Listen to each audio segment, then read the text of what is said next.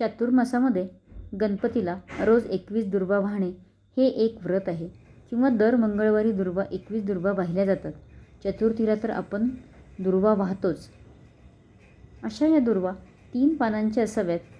हे 3 गुणांची प्रतिनिधित्व करतात. 3 पानं सत्व, रज आणि तम. गणपती बाप्पाने अनलासूर नावाच्या राक्षसाला गिळंकृत केले आणि त्यामुळे त्यांच्या शरीराचा दाह होऊ लागला.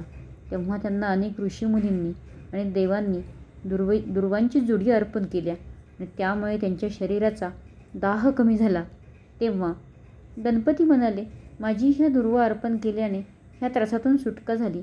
तेव्हा मला जे लोक 21 दुर्वा वाहतील त्या व्यक्तीला बुद्धी आणि सिद्धी प्राप्त होईल. हजारो यज्ञयाग, व्रत आणि तीर्थयात्रा केल्याचे पुण्य लाभेल. अशा या दुर्वा गुणाने थंड असल्यामुळे याचा आयुर्वेदात सुद्धा उपयोग सांगितलेला आहे. उन्हाळ्यामध्ये ह्या दुर्वांचा रस घेतला जातो. अंगातली उष्णता वाढल्यास दुर्वांचा रस शरीराचा दाह कमी करतो. तेव्हा गणपतीला ह्या दुर्वा वाहताना गणपतीच्या 21 नावं जर येत असतील तर प्रत्येक दुर्वा वाहताना एक नावाचा उच्चार करून गणपतीला ह्या 21 दुर्वा अर्पण कराव्यात. त्यामुळे बुद्धी आणि सिद्धी नक्की प्राप्त होतील आणि गणपती बाप्पा प्रसन्न होतील.